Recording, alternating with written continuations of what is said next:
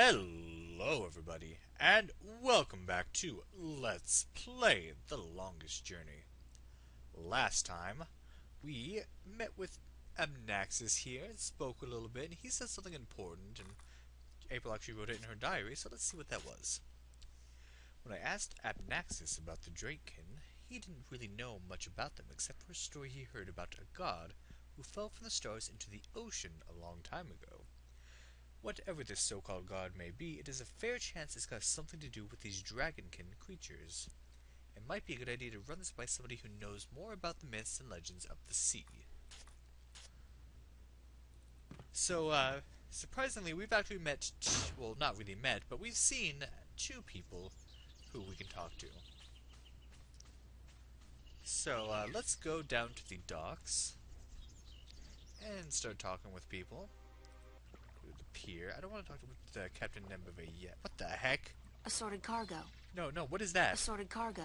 This thing. Don't even get to see. What are you? Let's talk with Nembave later. This is the guy I want to talk to. Remember, we kind of ran into him before, but didn't really say anything. The old man and the, ocean? Looks like a lifetime at sea has left its tracks on him. And it be looking like a lifetime of shooting your mouth off be taking its toll on yous.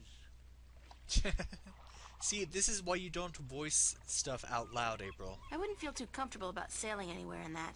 It's like a toy boat for children. It's a lighthouse. The blue fire's burning bright, a safe beacon for weary sailors, and a magnet for flowery prose. Calm down, John Keats.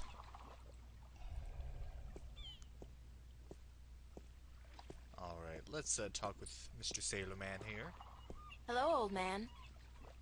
I got me no treasure, and I got me no map of no buried treasure. I just be an old sailor with no ship, so leave us be. You have a very relaxing voice, you know that, sir?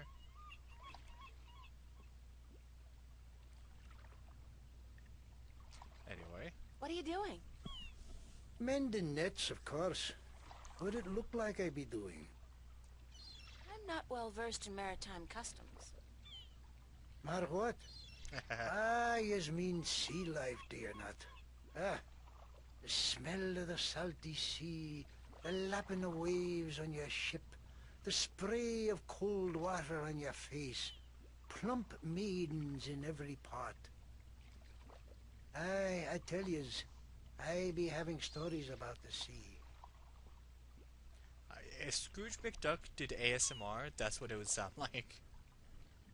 Care to share some of your maritime stories with me? Mar what?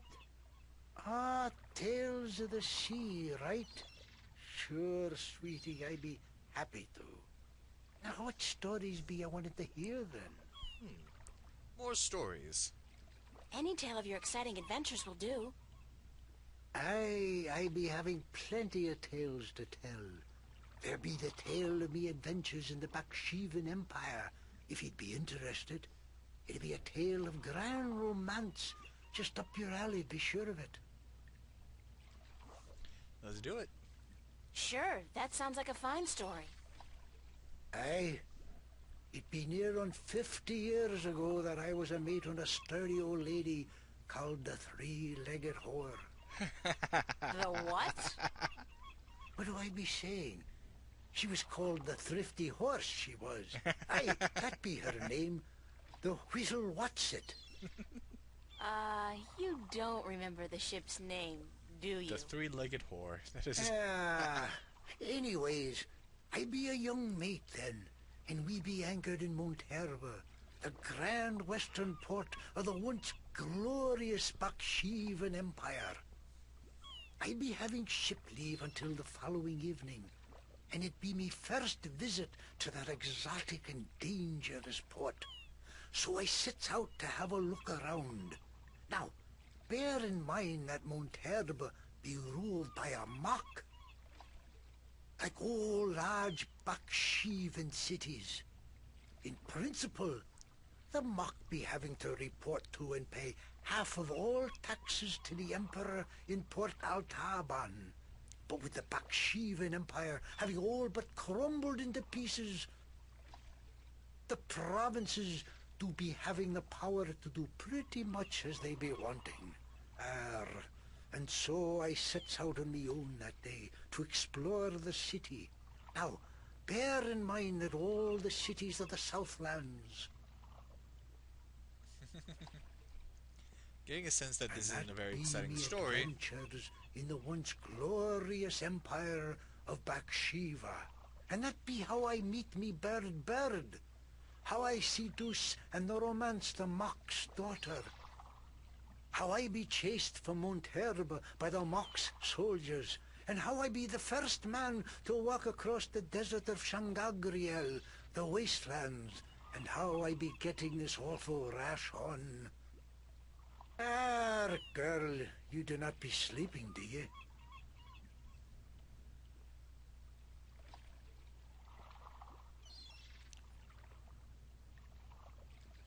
What? What? Sleeping? No. Just concentrating really hard. Good story, though. Solid material. Ever considered doing a book? Aye, but the agents in Arcadia be bloodthirsty vampires with no thought but to milk your life's blood. Oh, so they take an outrageous commission, then? No, they actually be bloodthirsty vampires with a penchant for biting your neck when you ain't be looking. Huh. I love that. Huh. Just... Well, geez, if we want to stay awake through all that, we need to get a Grogachino, and, no, that's a different game. Never mind. I'd love to hear some more maritime stories. Sure, sweetie, I'd be happy to. What story you be wanting to hear now? How about... Have you heard a story about a god who fell from the sky into the sea? Aye, that I be having. Although that be a story of man-eating mermen who ravaged the sea of songs, swallowing sailors whole and spitting their bones out to dry. Are you sure you be up for hearing such a cruel tale? I've heard worse.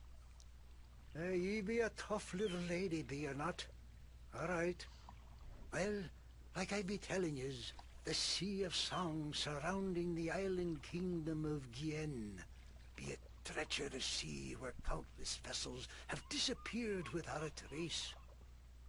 Now, this be near 30 long winters ago, mind, during me second term as captain of the trader Lucky Lady.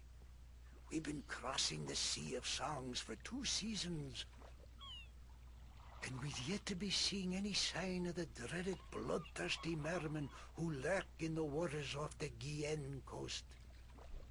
That night we be laying still with our sails down, awaiting the wind to pick up and carry us north to Arcadia, when we be hearing a frightful scream a-coming from the port side of the Lady Luck. I be the first to rush over on account of me having me arm down the apple barrel. We just been to Arras to pick up 100 barrels of sweet Guyenne apples. And as luck would have it, I be there just in time to witness Sally Barney's horrible fate. He be in the water, screaming and waving his arms, and the water around him be red as a midwife's arms after a grueling birth. I get the picture. Go on. Then I be seeing, I glimpse a large, shiny, sleek body be pulling Sally down and swallow him whole. It be the mermen come to claim the body of the sailor who dared cross their sea. Are you sure it wasn't a shark? What? Big fish with sharp teeth and dead black eyes and a large triangular fin on top? Ye mean a black-eyed snapjaw? I guess it could have been, but it be no snapjaw. It be the dreaded merman of the Sea of Songs. Where does the sea god fit into all of this? Aye, I be coming to that. You see, the bloodthirsty mermen be not only happy with cannibalizing sailors, but they be sacrificing their own to their dark old sea god. Actually, unless the mermen are human, they wouldn't really be cannibals if they ate humans. Blood sacrifices to their dreaded god who lives on the bottom of the sea. Aye, that be the truth of the mermen, fierce and bloodthirsty cannibals of the Sea of Songs. Thanks. Good story. Aye. That was interesting. Wonder if we'll ever meet up with these mermen. We can get it again. Anything else he says here? Any tale of your exciting adventures will do. Ye want more? Damn be me wooden left ankle. I be having a great old tale to tell yez about how I be coming to have me wooden pecker. What? It all began... You know what? On second thought, forget about it. What is even the point of having a wooden one of those? Like, seriously. Like, if you even tried to be with a woman, she'd get splinters in unmentionable places. Just, no. No. What have you got in that chest? What chest? The one you're sitting on. Oh, that be no chest, girl. That be me stool. Aye, me stool, carved into the uncanny likeness of a chest. But what's in it? No priceless treasure, that be for sure. Nothing at all. It be empty. No, really. What's in the chest? Oh, live snakes. Aye, snakes that'll bite your face off before you have time to jump. Better leave them be, then. Come on. I'm still curious about that chest. Right. I be telling yous, curse the balance, girl. You never give up, do you? I be having no real treasure in here, like I told ye, but it be where I keep me personal articles and things I be picking up now and then on me travels. And me bed, it's where I be keeping me bed before I be losing him. I be a stupid old man. He be my best friend. I ain't nobody else around to talk to, you see, on account of him being a talking bird. Huh. Remember on he was ranting about that first story, he said that's where he met his bird. Bird. I guess the bird's name is Bird. Capital B. And you kept the bird in a chest? But anyway, yeah, we've seen that talking bird. What happened to your talking bird? I be cheated out of him.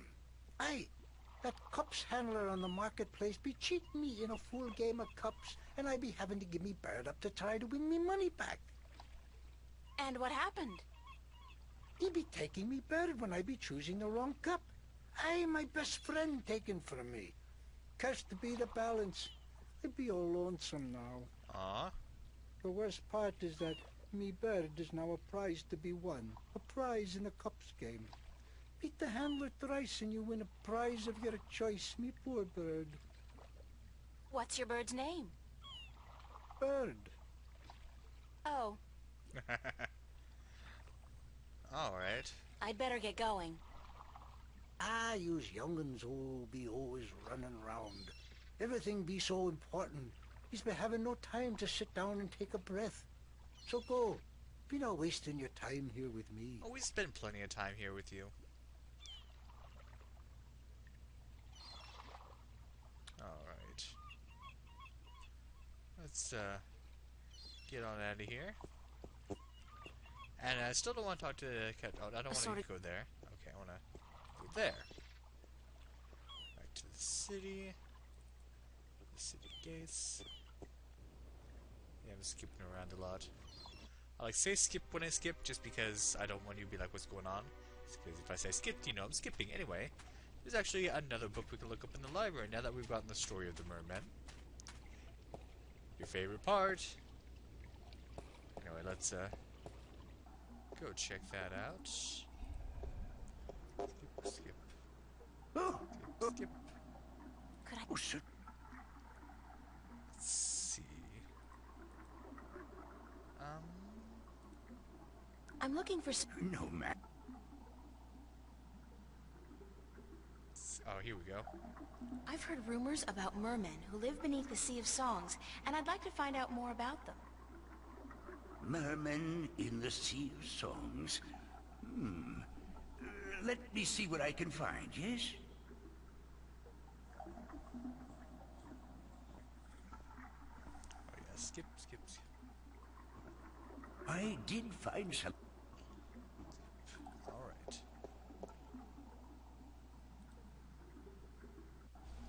So, Merum, also mermen, merpeople, Merians. A magical people who reside in the depths of the great ocean and other seas. Little contact has been made with the Merum, who are believed to have been quite numerous in the past, but are now dwindling in numbers. Confirmed location of Merum cities is between the Briston Atoll and again centering on the Sea of Songs. Legends of mermen, merpeople, Merians, are rampant amongst sailors. The stories portray the Merum in grotesque and violent light, betraying the truth of a largely peaceful people. Wait a minute. A largely peaceful people. Violent. Oh, they just kind of repeated that. Although not much is known about the Merum, the religion apparently centers around the belief of a benevolent god who lives in the immense depths of the great ocean, and who brought the Merum to Earth from a place distant and wonderful. Alright, that was a shorter book. So I guess the mermen are actually peaceful people. And, yeah, lucky for you it was a short one. But that's interesting. Maybe we'll get to meet them someday. You really do get a sense that everything is just... that Arcadia has its own history, just like our own Earth does. But something I was thinking about before... We have Brian Westhouse, we should probably see him so that, we can, let him know we're back. But his last name was Westhouse, and he built his house on the west side of the city. So you have to wonder if either A, he renamed himself Westhouse out of the fact that he has his house on the west, or B, his name was already Westhouse, and he decided to build his house on the west just to match his name. Great view. Back home, a place like this would easily set you back tens of millions. Here, it's probably free. There's like that rock that slipped and fell in there. It kind of looks like where the mountains split in the very first episode. I doubt it is, but it looks like it. But let's let Brian Westhouse know we're back. It's Brian Westhouse, expat and minor recluse. It's a brown, slightly cloudy liquor. Anyway. Sup, Brian? Hi there, Mr. Westhouse. I'm back. My word. What on earth possessed you to return to this godforsaken place? You were lucky to escape the first time, but now you're really pushing it. It's not that bad a place, or else you wouldn't stay here. Besides, this time I didn't exactly come here by choice. I stay here because I'm a true masochist, Miss Ryan. And who forced you to come? Was it Cortez? He doesn't even know I'm here, unfortunately. No, I think I had some kind of accident with my so-called powers. I shifted in my underwear. No, huh? Isn't that the way it is, though? We always cross the rift at the most inopportune times. Care for a drink? Oh, no, that's right. You, don't. At least we shouldn't. Would you mind helping me with a few questions? I've nothing better to do, so shoot. See if Brian Westhouse has any information. Do you know anything about dragons? I try to stay out of the affairs of the kin these days. What precisely do you wish to know about the damn beasts? Well, he knows something, obviously. There are 2 dragons in Arcadia, and I'm trying to locate them. Yeah, I've heard that tale myself. But no, I don't know anything about it. You'd be better off speaking with the Sentinel Minstrom. After all, religion is their specialty, not mine. But the way you're talking, you seem somehow familiar with them. Did you ever hear a story about a god who fell from the sky? Stories aren't my thing, April. You should visit a library. I'm sure you'll find some stories in the books. I know the Sentinel have a library somewhere near the city. Luckily, we've been I've there. also heard rumor of people with wings who do nothing but observe and record history through stories. But I don't know if that's all it is. A rumor. Still, if you're looking for stories, it may be wise to check it out and see if you can find them. More diary entries. So, people with wings. We might have to go back to the library and look that up. What did you say about the flying people? They're supposed to be great storytellers, and they've been observing this world for a very long time. But it could only be a rumor. I'm looking for a disc that will open up the Guardian's realm. That's religion, Miss Ryan. And the only things I worship are whiskey, a good cigar, and a nice long... Anyway, don't ask me about all that balance mumbo-jumbo. You're just a dirty old man, aren't you? Would you be able to tell me where I could look for the entrance to the Guardian's realm? In Tobias's pants, if he had his wish, I'm sure. What? No, I'm sorry. I don't know anything about the Guardians. Balance, Sentinel, or gardening. Now, if you're interested in bullfighting, I could talk all night. Okay. Bullfighting's a horrible act of cruelty to animals, and not much of a sport at all. Seriously. I'll just forget you said that, Miss Ryan. If there's one thing I miss about Stark, it's bullfighting. You'll be happy to hear, then, that they abolished bullfighting hundreds of years ago. Booyah. Damn. Sorry, I don't like animal cruelty. I can't think of any more questions for now. Then, let's talk about other things, shall we? Thanks, Mr. Westhouse. Anytime, April. Come back if you're homesick and you feel like talking to a fellow alien. Alright. So we actually got a couple of these I want to read. What is it with old sailors and long, pointless stories? I did manage to get some useful information out of the old man, however. He claims that the god that fell into the sea, the one Abnaxis told me about, is worshipped by bloodthirsty cannibal mermen who live in the Sea of Songs around the island of Ge'en. I think that's how it's spelled. The fact that they're not necessarily cannibal just because they eat humans doesn't really deter him from finishing his story. I'm having my doubts about how bloodthirsty these creatures really are as well. It seems like the monster he described in his story could be some kind of shark instead of a merman. Whatever the truth, if anybody knows about this god who fell from the stars, it would be the merman. Alright.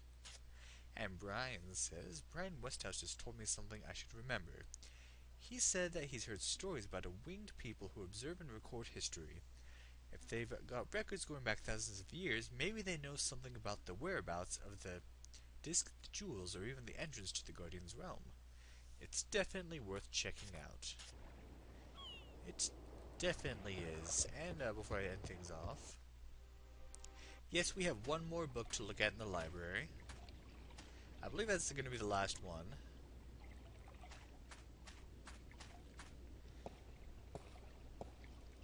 Hopefully it's a short one so this doesn't go too long.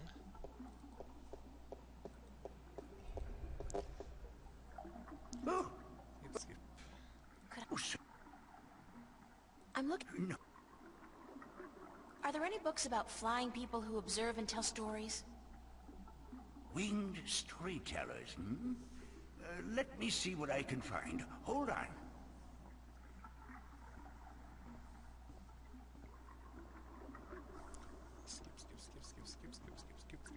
Skip. Alright.